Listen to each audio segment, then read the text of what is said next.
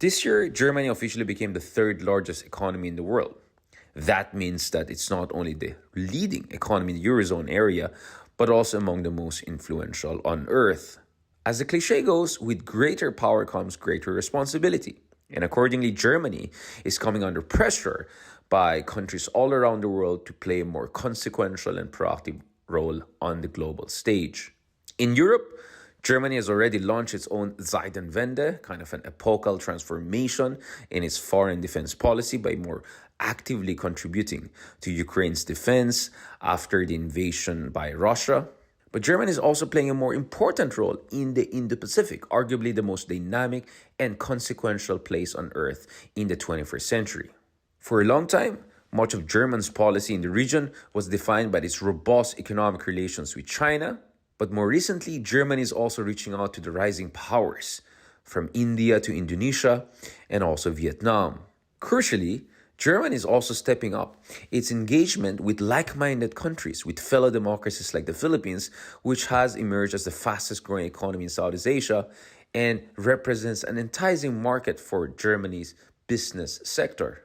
Earlier this year, Chancellor Olaf Scholz of Germany met multiple leaders from across ASEAN, including Prime Minister Anwar Ibrahim of Malaysia, but he also met Ferdinand Marcos Jr. of the Philippines.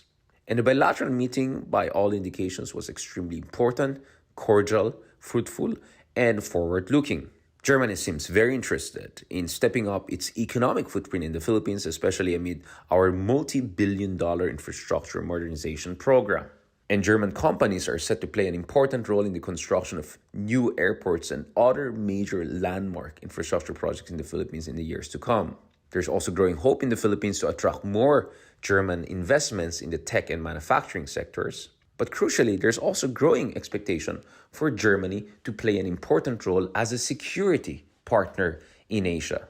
Similar to France and Britain, Germany has stepped up its naval patrols in this part of the world. And Germany is also set to enhance its defense cooperation with like-minded powers in this part of the world. Germany has already provided advanced and modern weapon systems like submarines to Singapore, but is also looking forward to more security, particularly maritime security and cybersecurity cooperation with the Philippines. To better understand Germany's Indo-Pacific strategy and how it seeks to play a more constructive and consequential role in this part of the world, we have a special guest. Thank you, Ambassador, for joining us again. Dankeschön.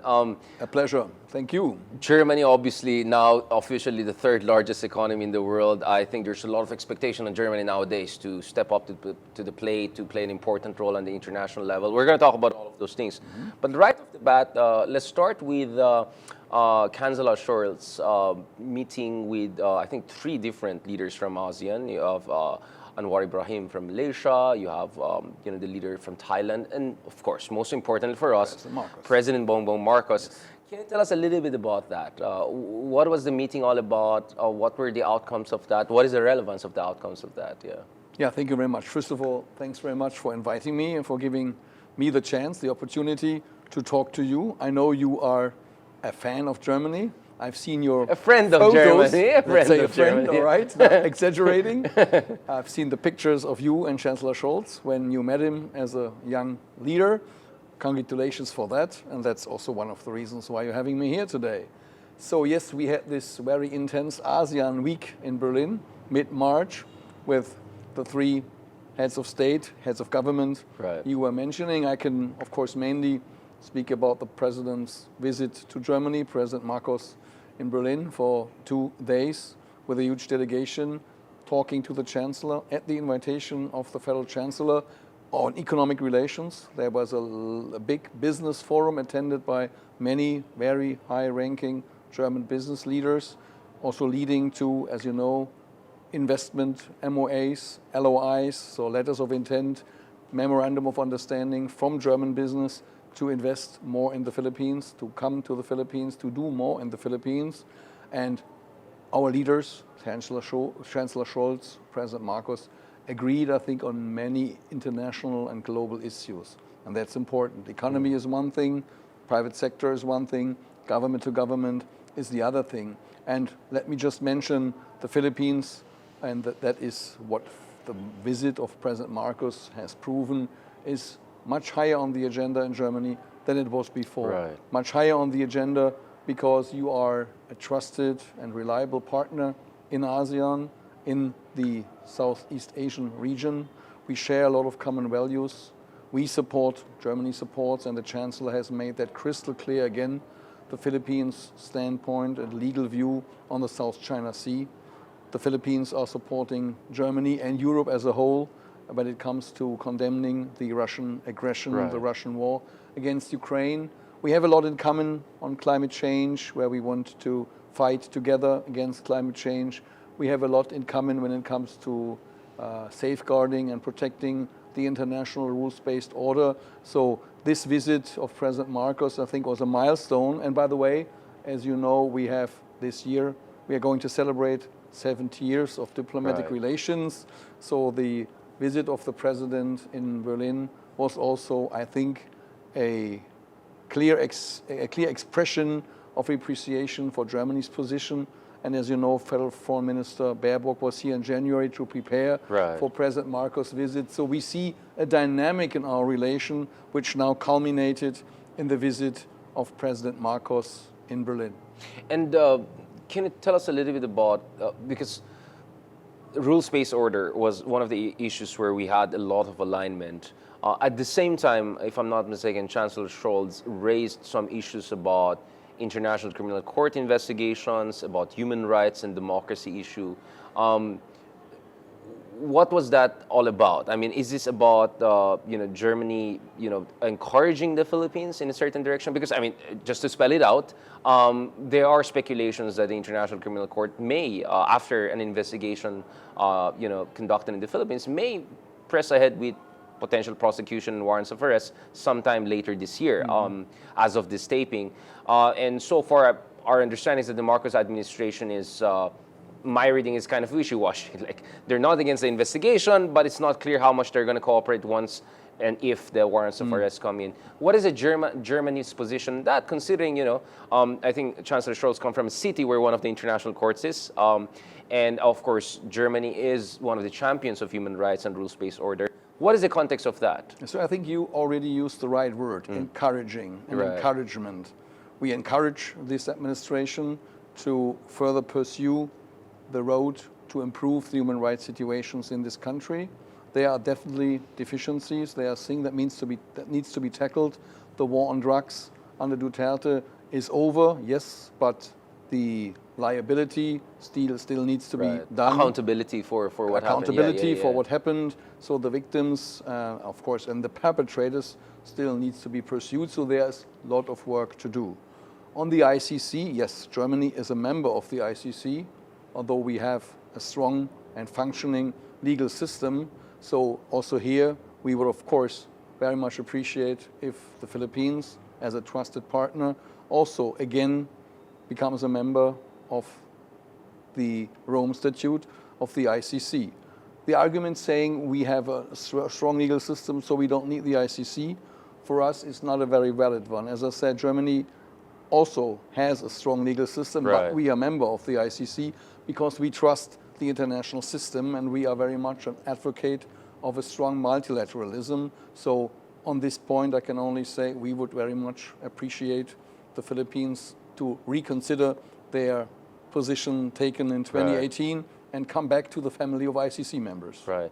And to what degree is this engagement with ASEAN, Southeast Asia, Philippines, Malaysia, part of Zeitenwende of Chancellor Scholz? Because, I think everyone in 2022 recognized, and I was in Berlin just after the invasion happened, and there was a recognition that quarter century of peace and prosperity in Europe, which really benefited Germany in many ways, that's kind of over. But many are wondering what was this new era of foreign policy of Germany all about? Is reaching out to other rising powers in Asia and around the world in the post-colonial global South world also part of that Zeitenwende strategy? I think we've done that before. Right. The Indo-Pacific strategy of the federal government dates from 2020. Right. So before Russia invaded Ukraine and before, as you said, the Zeitenwende as a word was invented that didn't exist in 2020. Right. For us, the Indo-Pacific always has been a very important region.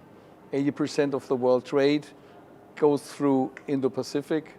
1/3 of our trade is with the Indo-Pacific region and has been before Russia aggressed Ukraine. So the importance of this region was always crystal clear to us.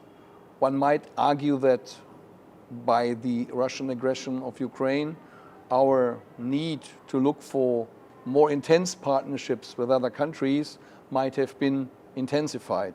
And yes, also in the Philippines, 2022 was a milestone of events that has changed the landscape. The Philippines today are not the Philippines we've seen in 2020. Sure. With a new administration open for Western countries, open for business, an administration which is trying to deal with the remittances of the past and trying to work on a better future for Filipinos and sharing our values. So that is why a turn to the Philippines and a more intensifying relations with the Philippines are a logical thing, to my mind, that would have happened anyway, regardless of the Russian aggression against Ukraine. But maybe as an accelerator.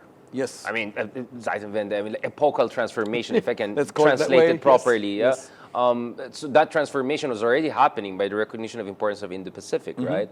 But probably it's now accelerating that tendency for Germany to reach out more to not only China, but the rest of Asia, right? Yeah.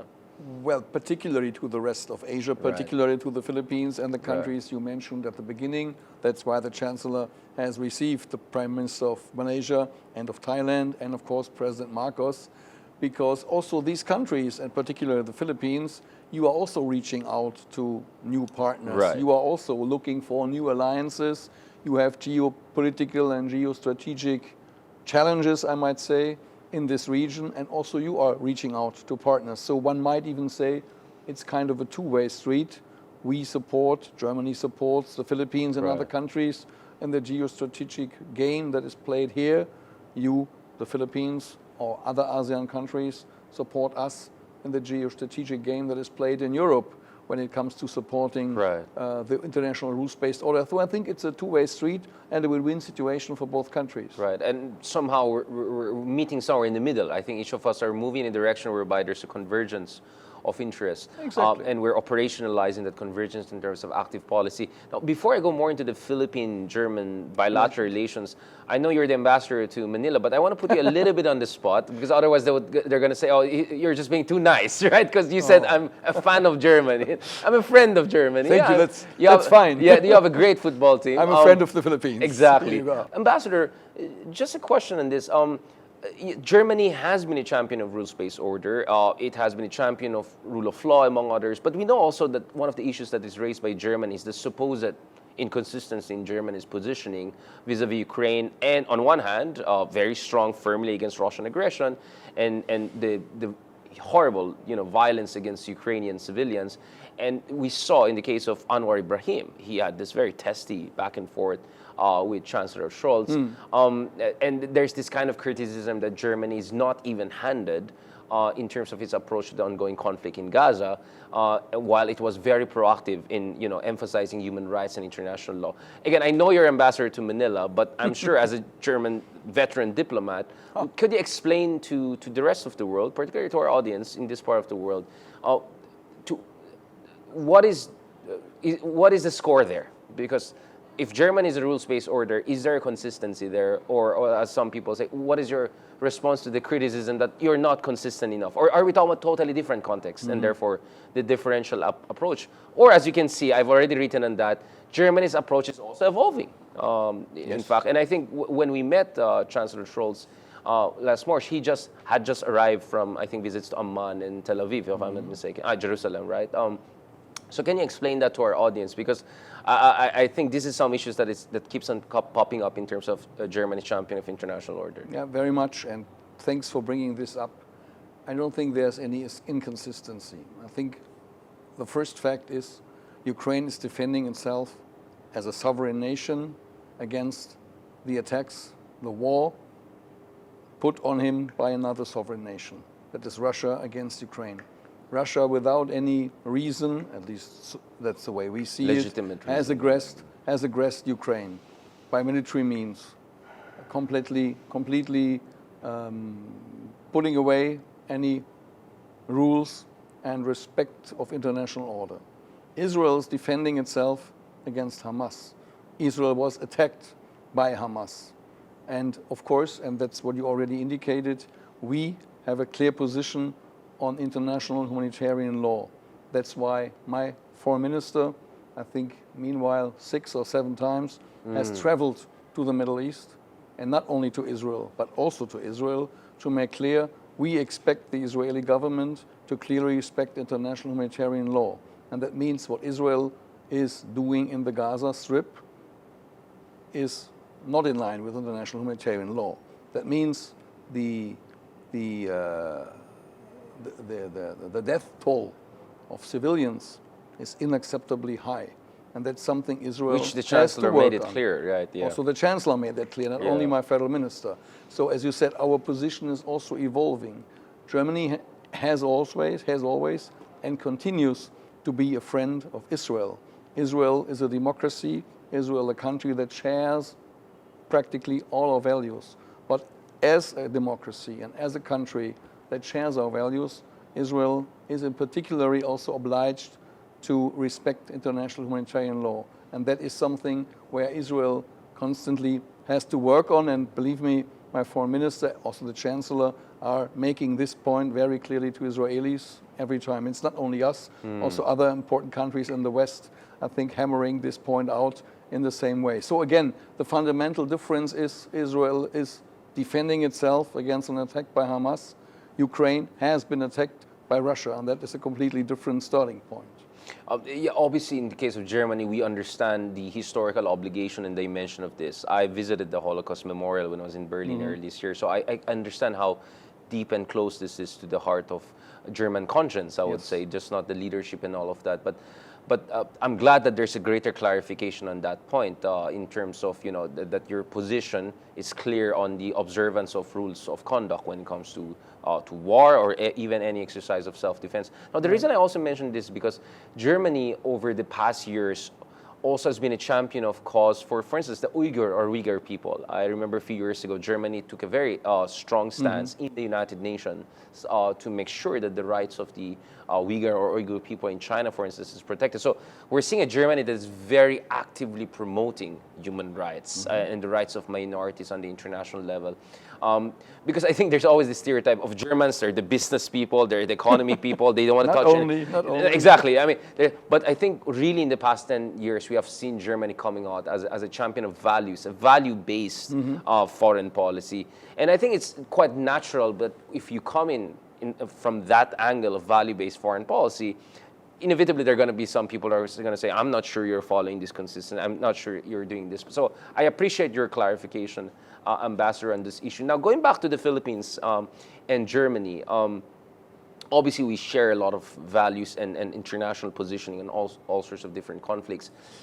Can you tell us a little bit about the defense cooperation between the two countries? Because we can talk about the economy and German cars and everything like that later on. Yes, I think people kind of have an idea. We can see the German cars around. But on the defense front, we're hearing a lot from France, who are now about to kickstart reciprocal access agreement negotiations with the Philippines. We're hearing a lot from the British, who sent observer for the first time last year to Balikatan and are looking at more cyber warfare and other kinds of mutual capability development. Our former colonizer, Spain, is suddenly knocking on the door, and they're more interested in this part of the world and building that kind of relationship. And then there's, of course, the Americans, the Japanese. So where is Germany in this game? Because you correctly pointed out, Europe is getting more active in this part of the world. Philippines is reaching out to a network of partners, not just the United States or Japan or Australia. Where is the interface on the defense front? I mean, clearly, Chancellor Scholz talked about rules-based order, maritime security, UNCLOS, United Nations Convention Office in South China Sea. But what are the concrete moves towards us helping each other? Because Ursula von der Leyen, she was here last year from July. Right? She was here, and she's another German who could have become chancellor. She was not here as a German. Yeah, exactly. But president of the EU Commission. Exactly. So she was here, and she talked about how EU is going to be helpful to the Philippines on the maritime security front. So this looks like really the position of the European Union in general. Can you tell us about Germany and Philippines? Where are we going? Because the president discussed also defense cooperation when he was in Europe recently. Yes. Yeah, I can try to point out where we are and where we might Want to go, go, yeah, to. I mean, we have to make clear that the military and security cooperation is only starting now. Until 2022, we had a different outset. There was no military talks. There was no security cooperation at all. We are now at a level where, after the administration has changed here, we have resumed the staff talks, DND, to Ministry of Defense in Germany in January this year. So there was the first round of talks, of staff talks between our military. The Philippines have invited also Germany to send an observer to the ongoing Balikatan exercise. Right. We have sent an observer for the first time ever. Also, for the first time ever, we have sent a high-ranking official from Berlin as an observer to Balikatan. You might see this as a step to foster our security cooperation. We have an Indo-Pacific deployment of 2 German marine ships that will sail through the Pacific in the course of this year. And in autumn, they will be in the South China Sea in the area. We still need to see what exactly comes out of that. But I would say there's a chance of a port call also of 2 ships for the first time ever from Germany in Manila. There's a chance. It's yet not finally as of decided. This taping, of course. We have then, of course, initiated the cooperation with the Coast Guard. We have, as you know, a cooperation with the Coast Guard consisting in equipping them with drones, surveillance drones, and a second step, bigger drones, more reliable, more sophisticated drones is on its way. So this is the kind of security cooperation we are envisaging in cooperation and coordination with the Philippine government. What we do not yet have is a military attaché here, for example. I would love to have one to deal with these relations. Negotiate defense deals? Of course, yes. On the other hand, we are not a military power in the region. We have to be very clear on that. We have very limited capacities, which are very much stretched now. Because of the Ukraine conflict, Defense cooperation, obviously Germany is now the 3rd largest economy in the world. I think there's a lot of over-expectation on Germany. I could see it myself. Actually, I was invited as a group, not young leaders anymore, but actually it was a group of global South thought leaders. And that was the context of our conversation with the Chancellor, among others, in Berlin recently. So we have Britain, we have France, we have a lot of European powers getting very active here with their defense diplomacy. You know, the French are offering submarines here, the Spanish too.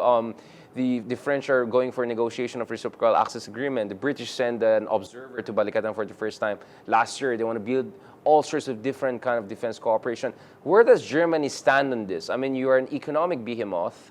You're an industrial power in many ways. But people don't hear much about your military or your military projection in this part of the world. Can you tell us a little bit about what's the real score? Yeah, okay. To start with, maybe the good news is I think we are also slowly but steadily expanding our security relations with the Philippines and with the region in general. But let me talk about the Philippines. One thing is that I think the new administration came into power in 2022, and that was a game changer. Let's face it, under Duterte, we had no interest and, of course, no incentive to work with the Philippine military. Now, as we have our interests in this region, which we had before, security and stability in the Indo-Pacific region, we are happy to announce that the staff talks between the DoD here and the Ministry of Defense in Germany have been resumed in January this year. So we're the first high-ranking delegation from Germany coming to talk to the DoD here in the Philippines. One concrete result of that is not only that new soldiers from the Philippines have been sent to Germany for training purposes. Right. I think we have a number of 10, which is now in the first round of training going to Germany. But Germany will also invited to send an observer to the ongoing Balikatan exercise for the first time ever. And of course, we responded positively, and we have a high-ranking officer from Germany who now is here to observe the Balikatan exercise. And in addition to that, we have the so-called Indo-Pacific deployment 2024, meaning 2 ships from the German Navy going around the world, but also in the Right. Southeast Asian region here, coming to this region with a possible I say because it's not yet confirmed, port call also in the Philippines, Goodwill namely visit, in yeah. Manila, yes. Yeah. And then we have a established security cooperation with the Coast Guard. We've been equipping the Coast Guard with surveillance drones. You might remember the pictures when my foreign minister was here in January. She was on the ship of the Coast Guard, on the Gabriela Silang. She saw Right, the right, drones and yeah. she made a test drive. That was very nice pictures. Yeah, for, made good for PR splash, all, yeah. Made PR splash. And we Yeah. are enhancing this cooperation because there's a second round now with more sophisticated drones, with the elaboration of a concept on drone use for the Philippine Coast Guard. All that with the aim to enhance the capacities and capabilities of the Coast Guard.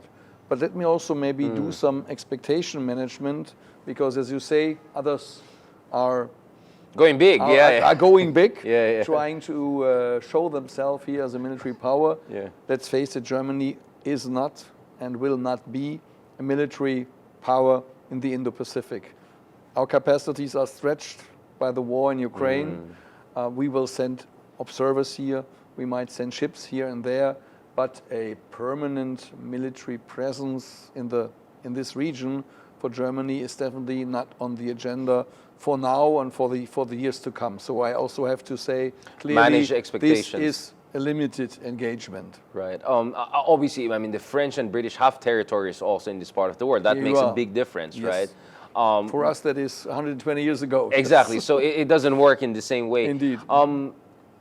But are we also looking at maybe major defense deals in the future? I mean, neighboring Singapore just, received their latest German-built submarines. A number of countries in the region have been looking at acquisition of, your very sophisticated weapon systems. I know you're overstretched because of the Ukraine conflict, but you're still doing some major deals in this part of the world. Do you think that's something realistic over the horizon? Because the Philippines is, it's trying to put aside around $35 billion over the next 10 years for acquisitions, and submarine force development is one of those areas. I didn't hear about Germany. I heard about South Korea, Spain, and France.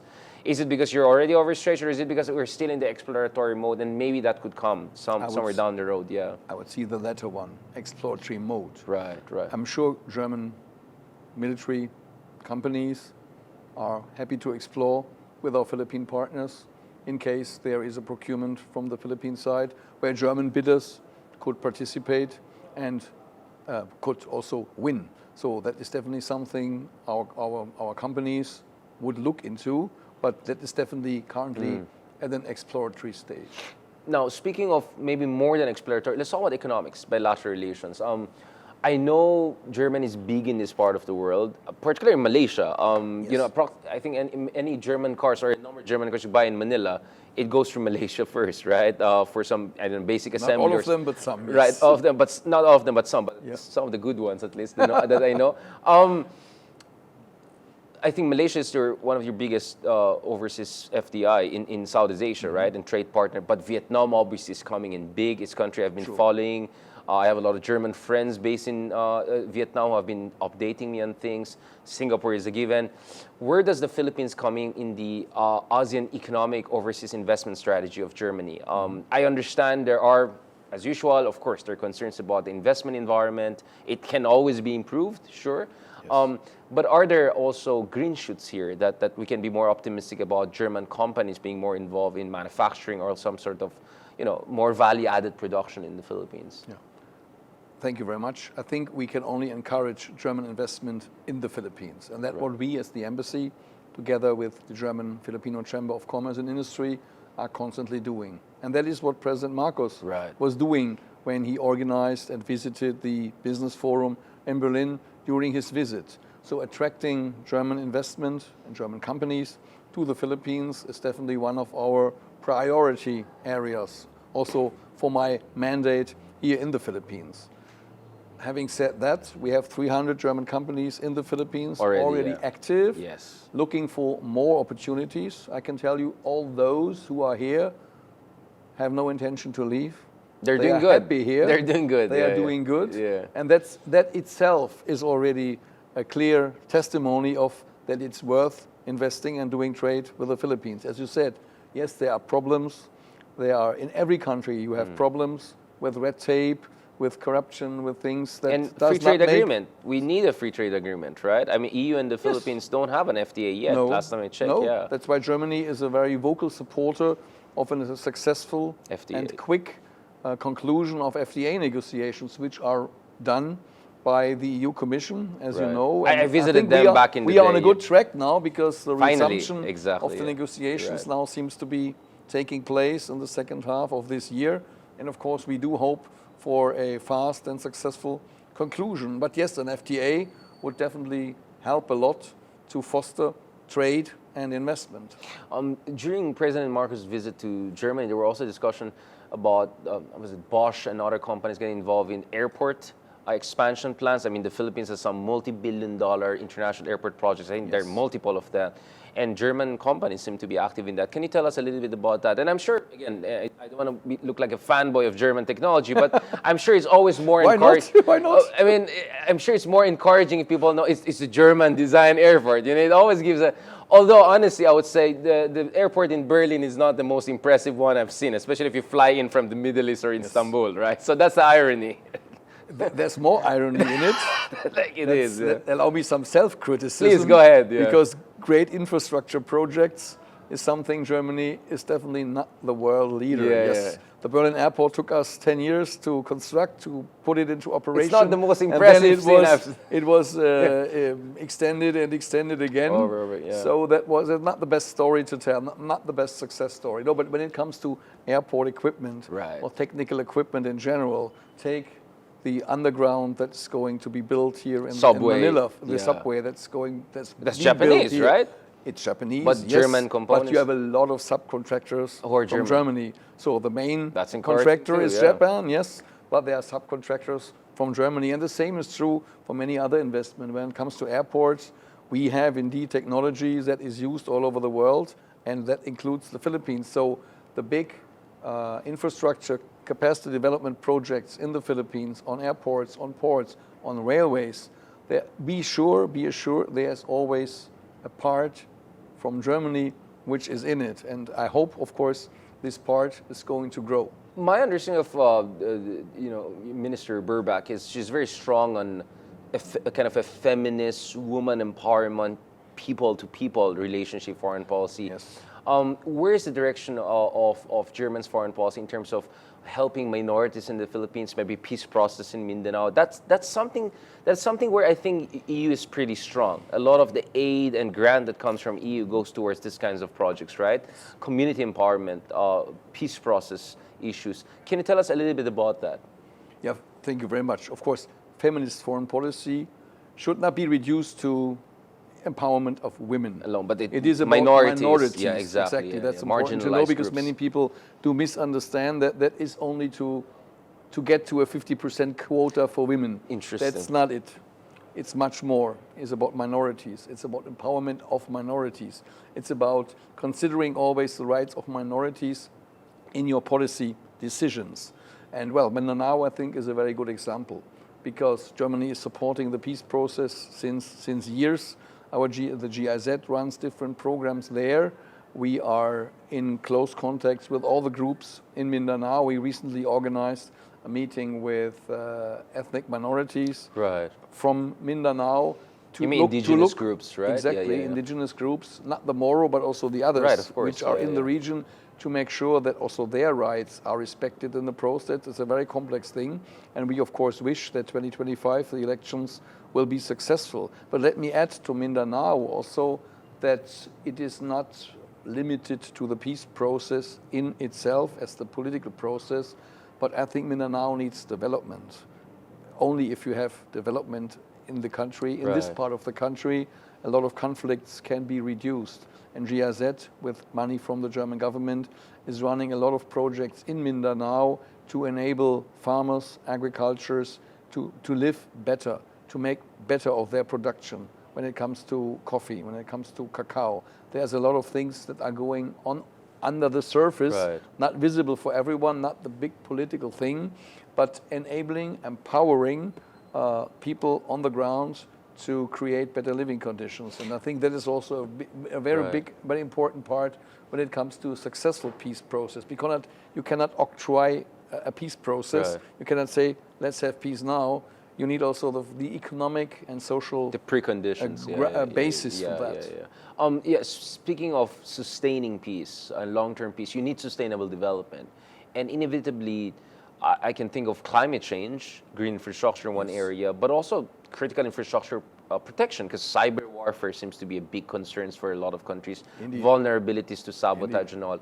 Where is the German-Philippine relations on those fronts? Green infrastructure development, critical infrastructure protection, capacity building in that area. Germany and Europe seems to be strong in those kinds of areas in Asia.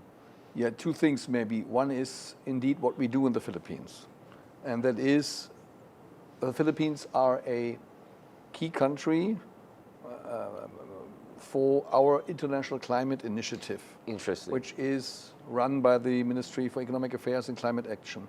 And we just recently, 4 weeks ago, launched a 36.8 million euro project, which will be run with the Climate Change Commission here and the Ministry of Natural Resources and the Environment on climate change, on biodiversity, so on, briefly, economic sustainable development. That is, I think, a very important step. It's the biggest project we ever launched in the Philippines and one of the biggest projects worldwide on economic sustainable development.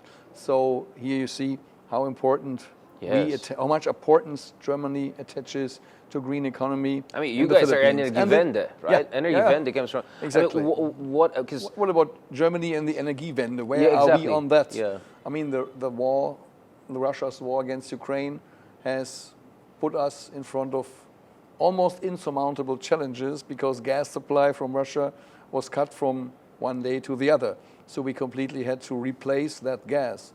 And well, now that is a big push for our renewable energy production. We have now 45% of our electricity produced only by renewables. Exactly, yeah. We are aiming to bring that part up to 80% in 2030, and we are very successful on that. So replacing old coal plants, power plants, and gas power plants by renewables is the way to go. So I think we can also share these examples with the Philippines. You have good conditions here for renewables. Exactly.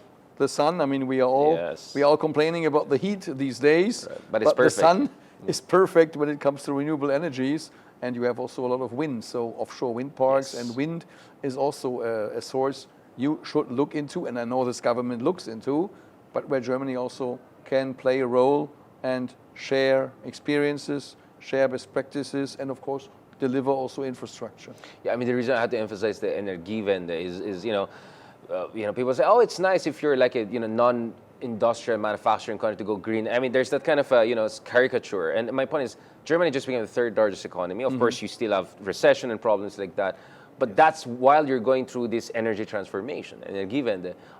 So maybe there are lessons for Philippines, which is rapidly growing also in trying to deal with energy issues. But what about protection of critical infrastructure? Because I think Europe is also coping with these new challenges in terms of vulnerability to cyber attacks, sabotage from within as we become more digitized and modern in our infrastructure.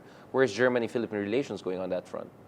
Cybersecurity is, for example, one issue that was discussed in the staff talks between our respective ministries of defense. So we will cooperate on cybersecurity and critical infrastructure. Yes, it's key for that.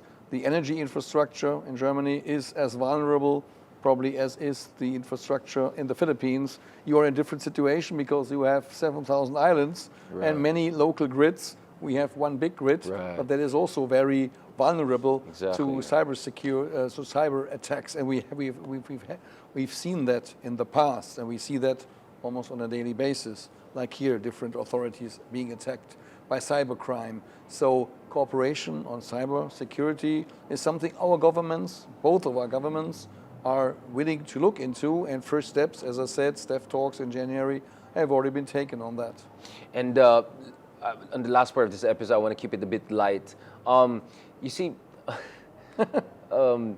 German food and Filipino food, I think, are great, but they don't have the best reputation generally. But both are improving, right? I noticed German food is getting more and more. I mean, I was just in Bangkok the other week, and I heard about this 2 Michelin-star German fusion. Oh, yeah. So, and personally, I found German food way better than the reputation suggests, right? And my sense is, when it comes to Asia, the Philippines kind of has a German problem. And I think there's like a stereotype, and then the reality is actually much better. How do you find the Philippine food scene, and do you think we can help each other to get the deserved recognition that we need in our respective region in terms of food diplomacy? Yeah, That's an area I have not yet thought about. It's but food important. Diplomacy, Yeah, exactly, I think yeah. it's a very nice catchword. Catchword. I like that very much. Filipino food is not that bad as a reputation. So I completely share your Exactly, analysis right? on, It's on good, German yeah. food reputation. Since I'm Big here, gap, yeah. I like it very much. There are many nice things in terms of fruit, in terms of vegetables. Lechon is not for everyone, yes. But from time to time, a very good and well done lechon is also something I would benefit from. So I think we are in a good way, on a good track. And lastly, let's go to, of course, if I'm a fan of something in Germany, it's definitely football.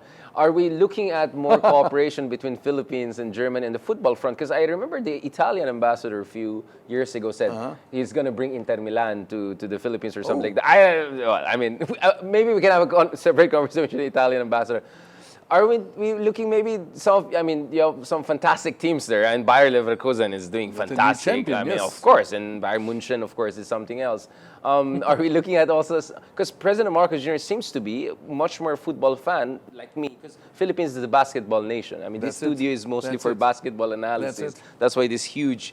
Screen. But but I think President Marcos wants us to do better in football and all of that. Do you think that could be also something we can work on? Yeah. Happy to look into that. Yes, indeed. I know you're surprised, but this is an important question. I was mainly surprised when I came here, and I came in end of July, Yeah, exactly. beginning of Yeah, August, exactly, and yeah. then we had the FIBA Championship, and that was, of course, Which we the hosted. best This is- starter yeah, ever yeah. for me, Right. because Germany became the world champion in Right. basketball, and basketball yes, is of the most course. famous sport in the Of Philippines, course. which I didn't knew before, You're right, to be yeah, honest. So coming here as ambassador, watching the German team, not only watching the German team, but seeing it win against the Americans, and in the final then against Serbia, was the best start I could ever imagine. Yeah. So basketball here and football It's in Germany, huge, but we yes. should should get work together, yeah, Believe me, definitely. that was also something that made basketball in Germany much more attractive. Yeah, and we definitely, could work of course, on soccer here. Yes, This channel was the one who was the exclusive, who provided exclusive coverage of FIBA.